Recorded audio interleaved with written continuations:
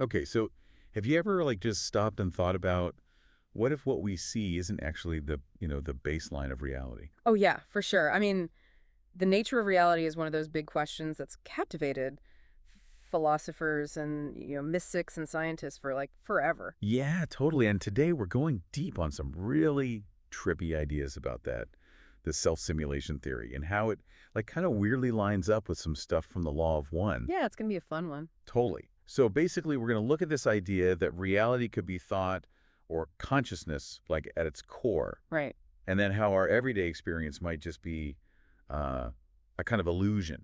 Right. Or like a specific way of seeing something much bigger. Exactly.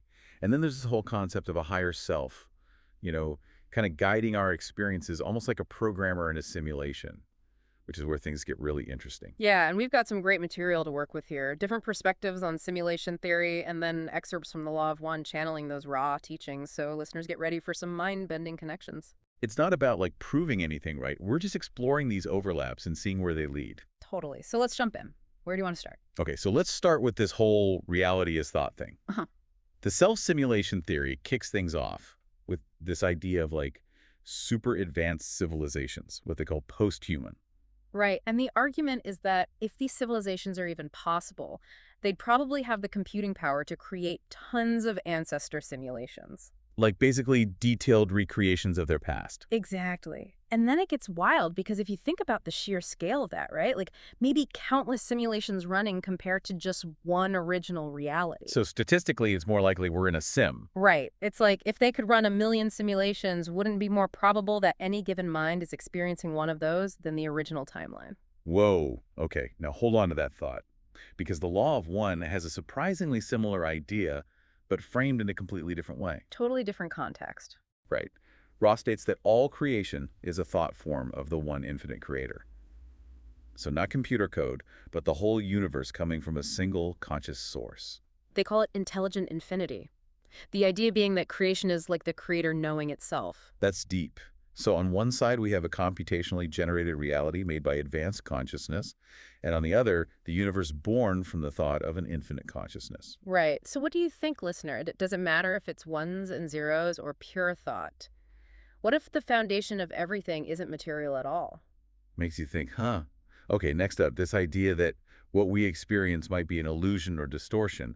Ra calls our third density experience a distortion of the law of one. Like the unity of everything gets kind of filtered as it manifests here. Okay, so Ra says a big part of this distortion is the veil between our conscious and subconscious minds. Right, and that contributes to us forgetting our true nature, our connection to the one. And get this, Ra even says that before this veil, dreams worked differently. Yeah, they were more of a direct channel for learning and teaching on those inner planes, less reliance on the unconscious stuff for lessons. So it's like we're only seeing a sliver of reality, and our own minds are part of that limitation. Yeah. Now back to simulation theory. A simulation has to operate within certain rules, right? Of course. It's a constructed environment with boundaries compared to whatever might be outside of base reality if there is one. And for those inside, it would feel totally real. Absolutely. Yeah. So again, we see this convergence. The law of one talks about distortion as consciousness manifests in our density, and simulation theory talks about a constructed reality with limits. So listener, what if our everyday awareness is just a filtered experience? What's beyond that veil or outside the simulation? Big questions. Now, to our final point, the idea of something guiding our experiences.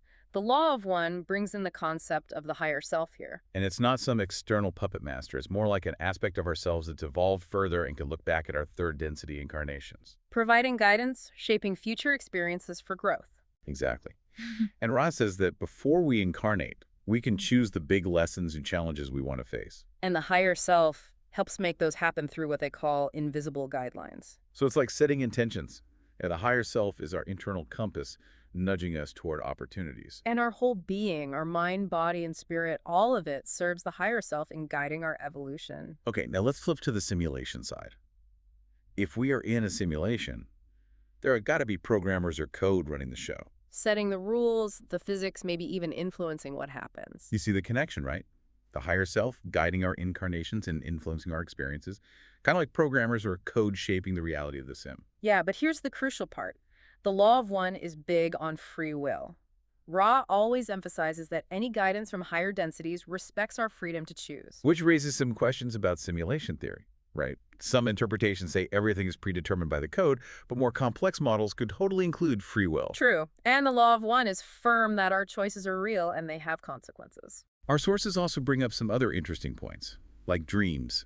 Yeah, from a psychology standpoint and simulation theory, some researchers wonder if dreaming is like a practice space for social stuff or problem solving, but the evidence is still kind of shaky. And this is different from what Ross says about dreams before the veil, where they were a more direct way to learn and share knowledge on those non-physical planes. Right. And then there's the concept of catalyst from the law of one. All those experiences, good and bad, that we go through in third density, Ross says they're crucial for our polarization, moving toward love or service to others. The whole point of being here. You could almost imagine a simulation designed to give us specific challenges and opportunities, catalysts, to help us grow and learn. And don't forget about harvesting in the law of one. At the end of a big cycle, being supposedly moved to higher densities based on their level of polarization. Kind of like leveling up in a game, although the spiritual and energetic principles are way different. Right. Yeah. But it's interesting to think about. So zooming out, it's pretty amazing how these two frameworks, modern simulation theory and ancient law of one teachings, touch on such big ideas about reality. Totally. We see that overlap with reality being connected to consciousness or thought.